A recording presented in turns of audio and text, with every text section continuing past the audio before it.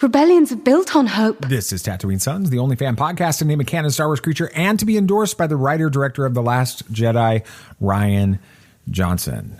Gentlemen, this is the third episode of our series on Ahsoka Tano, and its title is The Rise of the Rebel. Kind of gives off some heavy revolutionary vibes. It's kind of like a call to arms, isn't it? Kind of. It sounds like Braveheart or 1917, but in the context of Ahsoka, what's that really all about? Well, I mean, I think it's kind of like a journey, you know, she was a Jedi, and then she was the central piece in the Rebellion. It's a pretty big transformation for her. Yeah, it's like a rise from the ashes, a phoenix even. Oh, Phoenix Squadron, maybe. Yeah, rebirth. Kind of like Nathan's attempt at the Jedi mind trick this weekend. I almost had you convinced by me Daredevil issue 1 from 1964. Yeah, no, almost. Not even close. I don't think you got $2,500 to fork over for that. We'll get into Ahsoka as Fulcrum and more after this message from the CNHQ. This is Tatooine Sons. We are the Reverend and the Reprobate, just two best buds interviewing people we have no business talking to. I'm Lucas Pinkard. I'm Dan Gibson. These aren't tears on my face. Every Thursday, we interview somebody else from our favorite fandoms and yours. You can check those interviews out on the Christian Nerd HQ Network. You can find us on YouTube at RevRep Podcast at ReverendRep.com. And if you can't remember our name, just go to BaconOffice.com. It's way easier to find new episodes every Thursday. Thank you guys for supporting Christian Nerd HQ, and check out the Reverend and the Reprobate. It's true. All of it. What is the name of the porg on the Millennium Falcon? Force is strong in my family. What do you think his name is? It's a big moment. I am a Jedi, like my father before me. Maybe Turbis? Do or do not. There is no try. Turbis? Pablo, if you're listening to this live stream, that porg's name is now Turbis. It's a good Star Wars name. We're not done yet. These guys record an awesome podcast called Tatooine Sons. Everybody listen to it. No, is that an overreach? Maybe not emotionally for us. Yeah, I don't know. I can't think of anything that might top it. It was just kind of like, I don't know the right word. Not underwhelming isn't the word. It was just like not the way I expected it to happen. It was just all of a sudden, there he is. So on a scale of 1 to 5, 1 being a complete letdown, 5 meaning amazing, where would you put the return of Ezra Bridger? 4.75. 4.75. Yeah. Even though it wasn't the expectation. Like, it wasn't like I had an expectation. I guess it was just not the. I guess I was about to say it's not. I don't have any expectations. It's just not how I expected it. But it's got to be your bull. No, it's just it was. There was no teasing it, no shots of some person from behind, like, oh, is that Ezra? It just, there he was, all of a sudden. It just caught me off guard. Being Nate? Scale of 1 to 5? Scale of 1 to 5, and then give me, flesh out this reaction for you. It had to be a 5. It was such a big moment for me. I mean, seeing Ezra again, and I know that people were like, why wasn't this like a huge reunion? It was a huge reunion, but perfect. Ezra's been gone for 10 years. Sabine has been through so much and herself got there by means that she's not too proud of. It's not going to be this like exciting reunion. They were together again, finally. It was great. We're going to talk about this show a whole lot more in the second half of this series. Starting next week, we start breaking through and talking about the Ahsoka series all the way through the rest, which will be fun because that'll be like right before the finale. And then, as far as when we're recording all of this, and we're going to be able to talk through it without the speculation as much, just reacting and talking about the bigger themes and the whole story, which has been a lot of fun. But I will say this. I think it was the absolute best reunion you could imagine. And you guys are younger, so this may not be something that I bet you that I'll throw this with you, Sam, you and Tristan. Oh yeah. When you have been apart for 2 years and you get together, is there any like like super emotional reunion, or it's like you just pick up where you left off and you're just buds again and you kind of joke in the same way that you always joke. No, we just pick up right where we left off. The relationship is so strong that it doesn't feel like this emotional moment. It's just like, it's like we never were apart. That's exactly what you got with Sabine and Ezra. The interactions were like they were still on the Ghost from season 4 of Rebels, and their reactions, the words, and everything about it. It was perfect. Well, welcome. I guess we should start the show. Welcome to Tatooine Sons, a pop culture podcast. We believe that pop culture is the mythology of this generation, that there is a story, it is written on our souls, and that these myths speak to that story. And that is why we are in the midst of an 8-episode series looking at Anakin Skywalker's Padawan turned Star Wars rebel, Ahsoka Tano. And in today's episode, we're diving deep into the rise of the rebel. It's a pivotal chapter in Ahsoka's journey. We're going to paint a vivid picture of her evolution post-Jedi Order and the birth of the early Rebel Alliance. That's what we're doing. Yeah. Well, just wanted to, before we get into the podcast, thank y'all for listening to this episode. We really appreciate it, especially if you're listening on Tuesday when this comes out. We really appreciate everybody that listens to the show. On Tano Tuesday. Absolutely. Nice. Yeah, and we got something pretty exciting coming up soon. In the next week and a little over a week. Nathan will be. It's the next episode. Is it the next episode? Oh yeah. Well, I thought it was on it'll Wednesday. be the next episode. Wait. No, it won't. It's 2 episodes. Right. Yes, it's 2 episodes There from we now. go. Yeah. Nathan will have the privilege of interviewing Mark Waid, the writer of DC's Kingdom Come comic. No pressure, right? It's just one of the most influential comics of all time. Absolutely, and he's currently writing a couple of other comics. The Life and Death of Lex Luthor. Just the last days of Lex Luthor. Okay, the last days of Lex Luthor. And how many issues are you into that? They've only had one. It's a bi-monthly. So the next one's coming out like right now, soon, very soon. I think next week when we're recording this.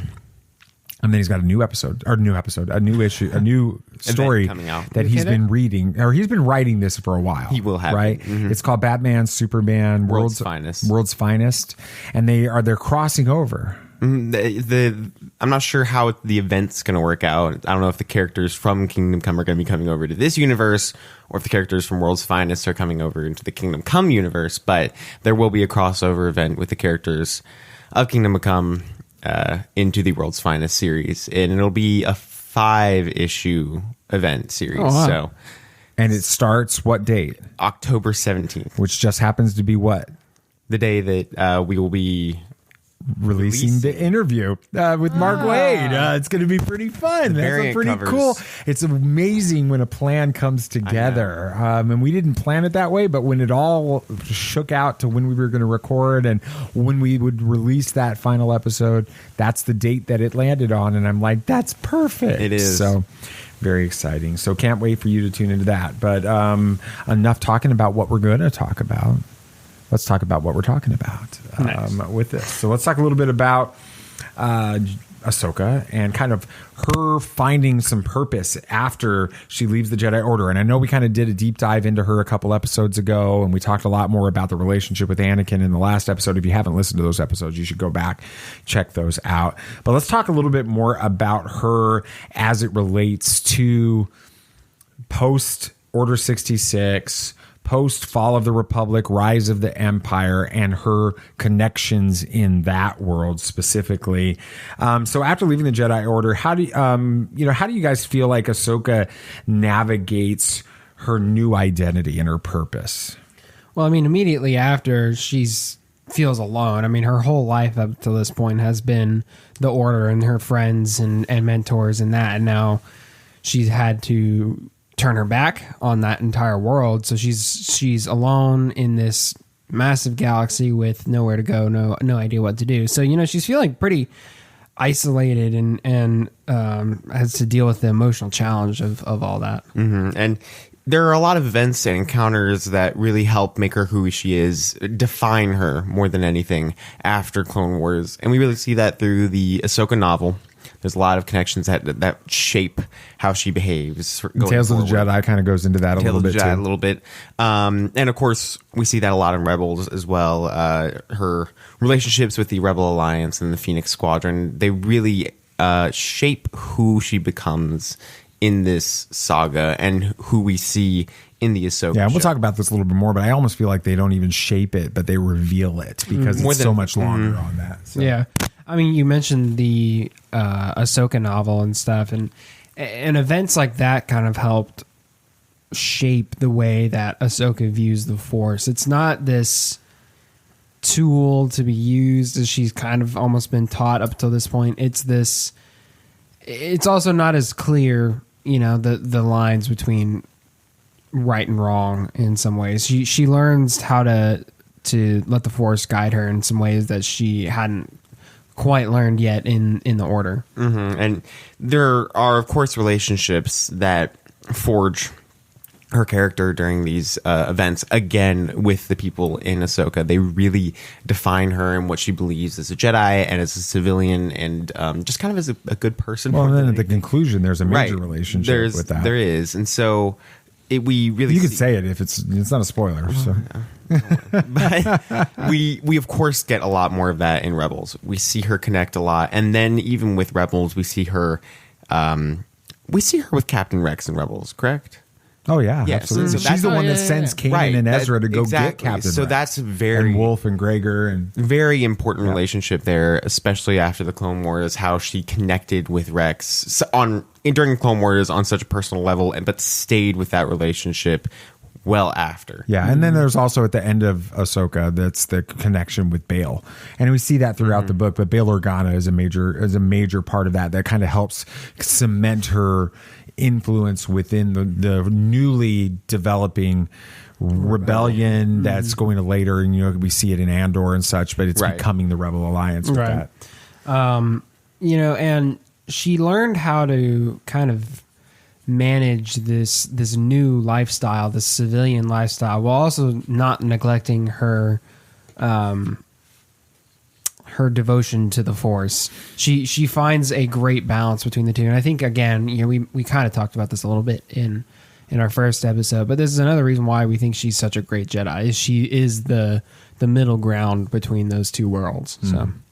So, as she kind of moves forward, we talked about it just a second ago with Nate, talking about the Ahsoka novel and the connection with Bail, but that ending in that is where she becomes a part of the rebellion, at least helping Bail Organa, who's also, we know, working with Mon Mothma and other senators within the Galactic Senate to create some type of a resistance, some type of a group that's going to try to oppose Emperor Palpatine and the Empire with that, but she's doing it kind of from behind the scenes. How do you guys? And then she's called the Fulcrum. That's the first time we get that.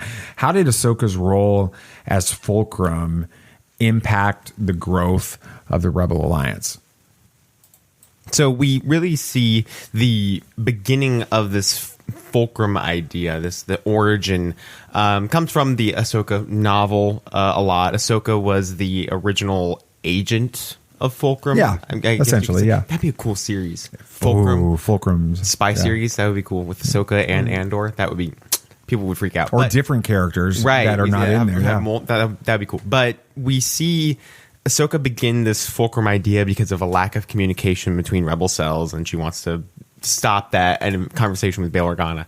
And she comes up with the idea of Fulcrum through Alderaan, because she considers that to be the fulcrum of the rebellion.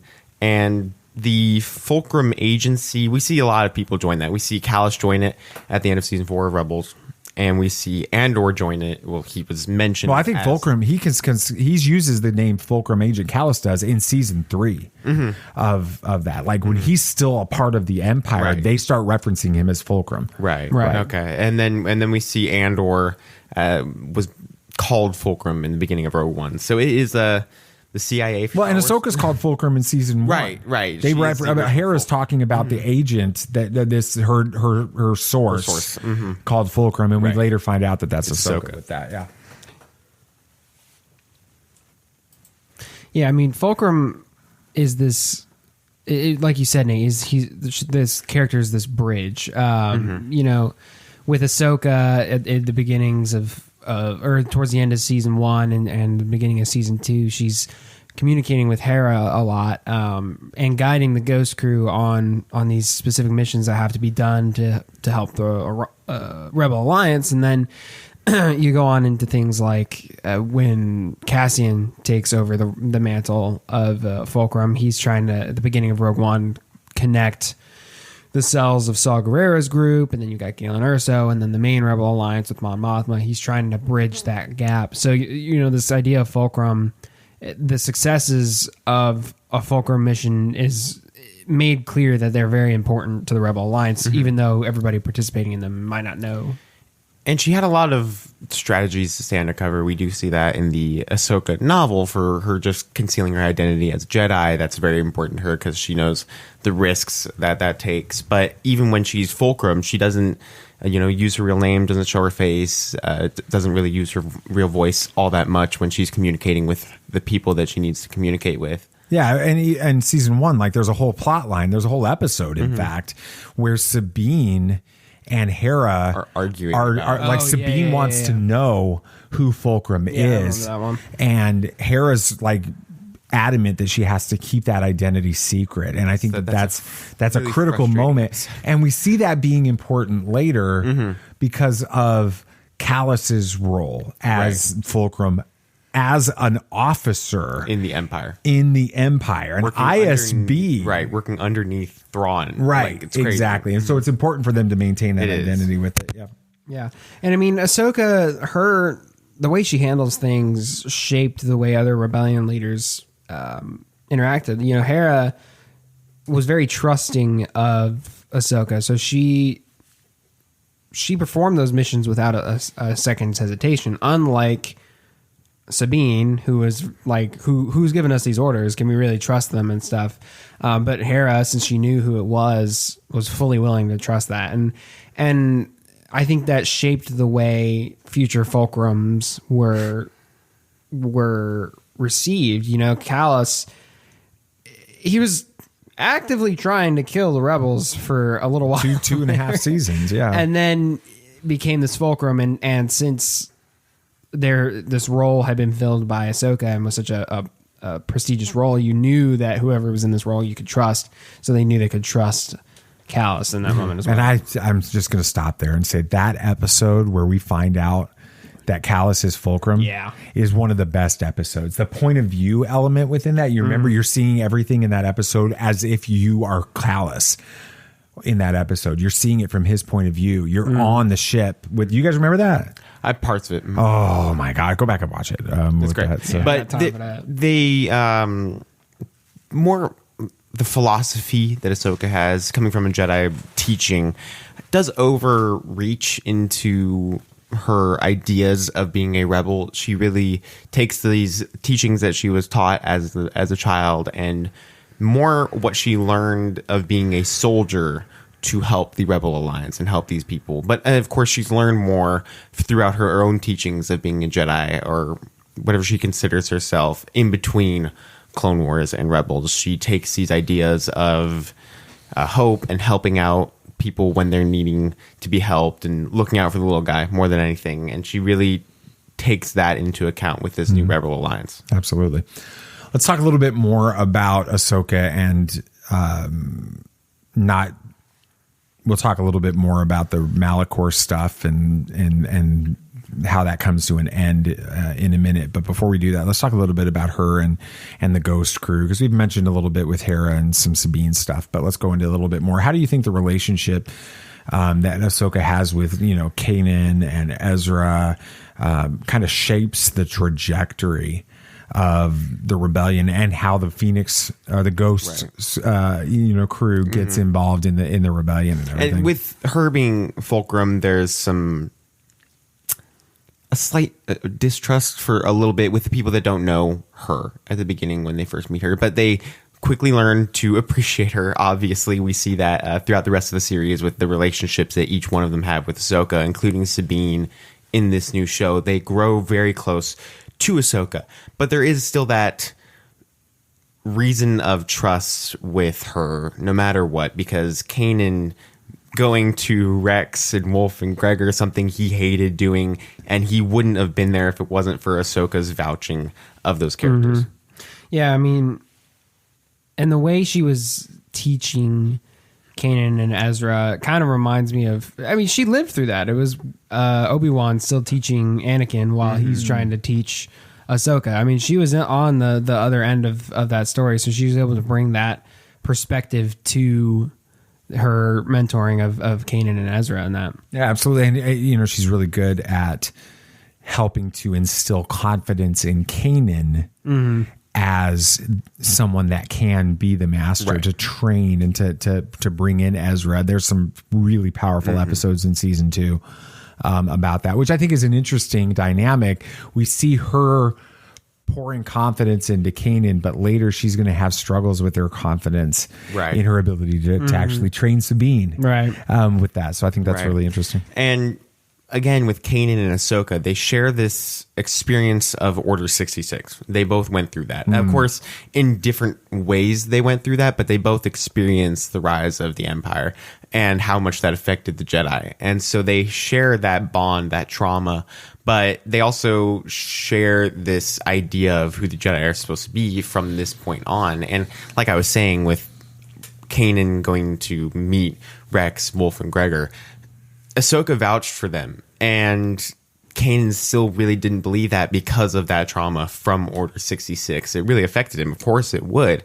And so we see Ahsoka have to help Kanan through this process of meeting with these clones and beginning to trust these clones. And eventually they all become very close with each other. Kanan with Rex and all of them. It's very important. Yeah, I mean, and I think you mentioned this, Nate, but a little bit. But she was kind of able to teach Kanan to have patience, you know, with this stubborn headstrong Padawan who just doesn't seem to be quite getting it. Because, again, she was in that exact same position. She was that stubborn, headstrong Padawan for a while. So, and she was able to take lessons she learned from Anakin and the way he handled that situation and apply it to Kanan. You know, it's like poetry. It rhymes. And there are, of course, a lot of main parts of Rebels that kind of grow these bonds with each of these characters. And we'll talk about Malachor in a bit, because that's a very important part for this entire series. But kind of even touching on Malachor, jumping forward into the series when we get into the World Between Worlds, there's a lot of trust between Ahsoka and Ezra in that moment for Ahsoka to tell Ezra that he cannot save Kanan, because that it just would totally screw everything up, and Ezra believing her. That right there shows the amount of trust that Ezra has in Ahsoka, building from the season that we saw her really a part of. It just was very important to him. Let's talk a little bit about Malachor, because that's like, for a long time, it kind of felt like that was the end of Ahsoka's story. There was questions. There was a lot of, is Ahsoka I remember being at the season Ahsoka 4 panel, and Dave Filoni had his shirt on. Somebody actually shared a photo of them with Dave Filoni this week in it on Twitter or X or whatever that thing is. And it was the Ahsoka Lives shirt, and it had the tape over the question mark. He had the question mark on there for the entire panel, and then we see the trailer, and he had taped over the question mark, so it just says Ahsoka Lives. Well, he taped it to look like an exclamation point. Right. So yeah, that was pretty cool. Let's talk a little bit about that, though.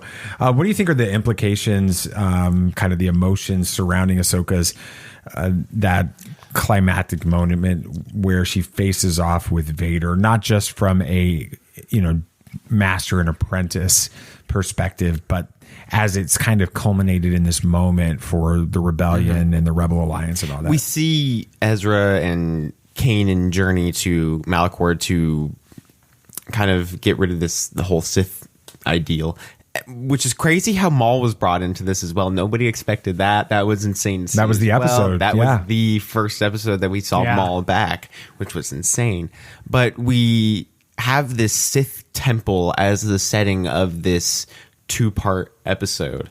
And it basically, from the beginning of when they get to Malachor, you get this sense that not everything is going to go right. It's very dark. It is gloomy. heavy. It's Yes. heavy. There's a lot to it. They get separated. You think somebody's going to die. Yes, you do. And you see Ezra get separated from everyone else and following Maul and then going through these Sith trials and all of this. It's just... And telling him he's Jabba the Hutt, which is hilarious because Maul had actually led Jabba the Hutt when he was the head of the Shadows, which was hilarious. But we see him go through all of this, and then the realization when Ahsoka and Maul meet up again was crazy. Which gets even heavier when you think about it now because of what we see in Clone Wars season 7. So it's just the setting of this of these episodes is insane. Honestly, after these episodes, we're like, this is the best Rebels ever can get, and it was just the beginning. Yeah, it was. Yeah, I mean, and then speaking of like Vader, I mean, that's the big moment in this. There's a lot that leads up to that. I mean, they had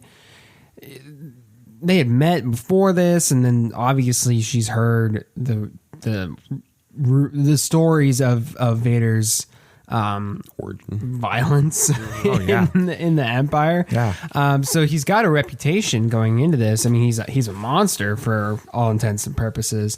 So she's ready to face off with what is in her mind a faceless monster. And then when she realizes that this person who's committed all these atrocities is her former master, that's gonna take a toll on someone. It really does. And we see that during the battle when she breaks Vader's mask, cracks it, her realization of all of her worst fears have come true. It hurts for sure. That's a very intense moment in this episode and the episodes. And we see Anakin, we see Vader not hold back even after Ahsoka realizes, and she understands that she can't hold back anymore either. And so it's heavy, it's dark, and we see them go through this battle, and we see her, as we thought, sacrifice herself against Vader and against her own demons more than anything at this point. Yeah, but I mean, even after it changes the way she goes forward. I mean, everything she thought she knew is kind of changed. I mean, her master, as far as she's known up to this point, was a great Jedi. That's it. That's all she had known. And now he's the worst villain in the entire galaxy at this point. It changes her outlook on the Force. It's tough. She was clearly in isolation for a while when she was sent back in through the world between worlds. So I'm sure she had plenty of time to think over that. And I think that's part of the reason why when we see her, does she die in the finale of season 2? Yes, and Ezra saves her. Okay, yeah, from that fate. Yeah, but I being stuck on Malachor for who knows how long, and having to come to terms with all that. I mean, no wonder she's so grumpy. Is it like a bearish vow kind of moment where she's exiling herself to try to figure out what's going on? I think to an extent. Exile. Involuntary exile. Well, it wasn't entirely involuntary. She went back through the portal herself. Well, she knew that it just would break all timelines if she didn't. But the larger ramifications of this duel go really far, especially with what we see in episode 5 of Ahsoka. We see her dealing with the fact that she knows what Anakin has become, and even when she's in this world between worlds state, whatever that was, she didn't trust even this, I guess, projection of Anakin that she saw. Oh no, that was Anakin. Whatever she saw, she didn't really trust. So we learn from this, it continues to haunt her even after she's alive. And in some points, I'm sure she would rather have stayed where she sacrificed herself instead of having to deal with the fact that her master, her greatest mentor, became a villain and became the worst power in the universe almost. And so it just really affects her, and we do see how it affected her in the first few episodes of Ahsoka, leading to her kind of dealing with that after episode 5 and becoming whole again, basically. How do you guys think Ahsoka's actions, the decisions she makes in this period from kind of the close of the Clone Wars and these moments in Rebels, because that's kind of the timeline that we're in for this conversation today. How do you think her actions and her decisions set the stage for the Rebel Alliance's kind of future strategies and successes? What kind of influence did she have on that? Well, she was trained ever since being a kid to be a soldier, to be a power in war. And so the Jedi were probably some of the greatest soldiers in the galaxy during the Clone Wars. And so she was able to bring that knowledge into the Rebel Alliance to fight against this empire. But not only that, she was able to bring her Jedi training of kind of self-control and all of that into this to help understand of what's light patience, and what's dark. All of that is to what's good. And so the Rebel Alliance can not become the Empire again, that like what happened to the Galactic Republic becoming the Empire. She didn't want to see that happen with the Rebel Alliance. So she was able to veer it in a way, steer the fate of the Rebel Alliance in a different way with her experiences. Yeah, and I mean, I know I've mentioned this, but it's pretty key. I mean, she set the precedent for the idea of Fulcrum and everyone who took on that role to come. She showed that it's going to take some selfless sacrifice and putting yourself in some pretty dangerous situations. I mean, Callus was under Thrawn and also feeding information to the Rebel Alliance. So she showed that it's going to be a sacrifice to take on this role, but it's key to the success of the rebellion. And with her becoming Fulcrum and helping out all of these rebel cells, she determined the direction that the war took in place and even the victory of the Rebel Alliance at this point. If it wasn't for her, we wouldn't have gotten the Ghost Crew to be as influential as they were. So her becoming Fulcrum. We see the moment that the rebellion, these different cells, become the Rebel Alliance when Mon Mothma is rescued and all that, and she's a major part of that moment. She definitely is. And so Ahsoka determined the path and determined the victory of the Rebel Alliance through the Ghost Crew. It was a group effort than anything. Yeah, but even in her absence, her effect could still be felt through the way she influenced Kanan and his willingness to sacrifice himself for the success of and the lives of those he loved, and Ezra and the way he grew up to be a Jedi and things like that. It shaped a lot of the way people behave from then on.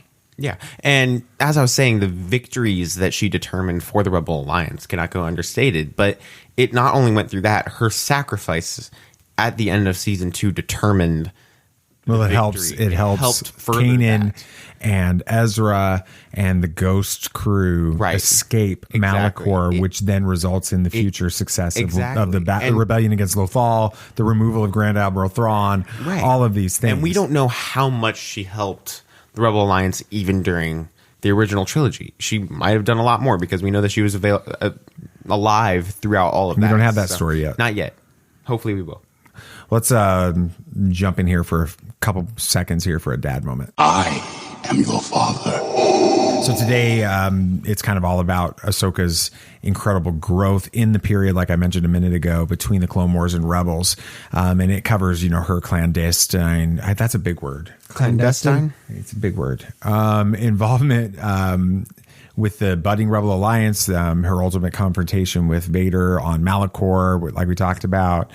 And we really do witness Ahsoka's resilience, her unwavering confrontation or commitment, to her principles, right? What matters to her.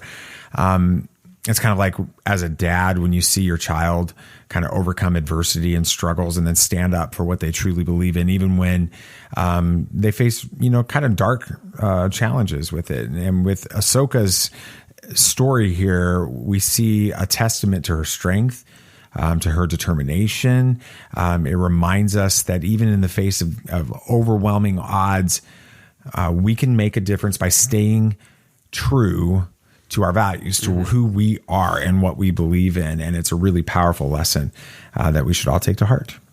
With that, Ahsoka's awesome. Yes. I love talking about Ahsoka with that. So, that's going to do it for this episode. I want to take a second before we kind of do some of the final stuff that we do. And thank you all for listening. We open up every episode and we talk about being the only fan podcast to name a canon Star Wars creature be endorsed by Rian Johnson. And we talk about, who we are and what we do as far as being a pop culture, pop culture is the mythology of this generation. But the reality is, we don't brag about it that often, but sometimes it's important for us to acknowledge, things that, and I don't even tell Nathan and Sam this. I'm just going to kind of pull back the curtain. I don't make a big deal out of this to them. They don't even know what I'm talking about right now. I've got no clue. But just to give you listeners, the credit that you deserve for your support of this show, and what that means. This last week I had, some people message me and some information, and we're in the top 1.5% of all podcasts in the world. What? When it comes to where we rank, we this last week we hit, and that's not just like a one-time pop. That's over a cumulative period of time where they're the source listen notes is ranking us in the top 1.5% of all podcasts. Is that for a certain platform or across the board? Wow. With that, I got a notice earlier this afternoon as I was finalizing our conversation, our notes for this, and found out that last week we charted out at number 56 on Apple Podcasts in the entertainment news category. Wow. With that. So I know, we don't talk about it as a lot because we don't want to feel like we're bragging about this, but I talk about that now to say thank you. To you really, guys. thank you. Because that happens because you love this show. You listen to this show. You tell other people about this show, and we get to do this every single week and have a blast talking about something we love, and you apparently love it too. And so thank you for listening to it and sharing about it. So. Yes, really appreciate it. And if you want to check out more stuff that we do, we have some social media. We have X or Twitter, whatever you'd like to call it. We have Facebook. We have a discussion group on Facebook that we're pretty active in, and we also have a website, TatooineSons.com, SONS, and you can find us at Tatooine Sons on any of those social medias. Yeah. And if you really do like this show that much and you want to share that in different ways, give us a rating and a review. It only takes a couple seconds, couple minutes if you want to write us a review, and it really helps us know what we're doing right, what we could change, and it helps the algorithm helps more people find something that you love. So we would appreciate if you took a couple seconds to do that. Absolutely. I'm very excited about where we're going in the second half of this series on Ahsoka. We're through the first half, so this is the mid-season finale of the Ahsoka Tano series. Not Ahsoka, because Ahsoka's almost over. I know. But next 4 episodes, we're actually going to take time to now really talk about the Ahsoka series on Disney Plus. I know we've mentioned it throughout this entire time, peppering different conversation topics with elements from that. But we're really going to dive into it, and we're gonna try to answer in the next episode. We're gonna try to answer and speculate. Maybe we'll have more information on that from the episode that comes out tomorrow for us. But we're gonna talk about what happened between Ahsoka and Sabine and try to understand that relationship a little bit better and do some responsible speculation based on we'll have seen all but the finale. We will have seen all but the finale. When we record that, listening to this, you'll have seen the finale. You'll have seen the finale at that point, and you'll have seen episode 1 of Loki too, which we're super excited. Yeah, about. absolutely. And that's the next series. The next series we do after Ahsoka is we're going to jump in and do this all over again with Loki. So I'm excited about that. So, but that's going to do it for this week. Anything else you guys want to say? May the Force be with you. May the Force be with you. May the Force be with you always. This party's over. I like that Wookiee. Don't get technical with me.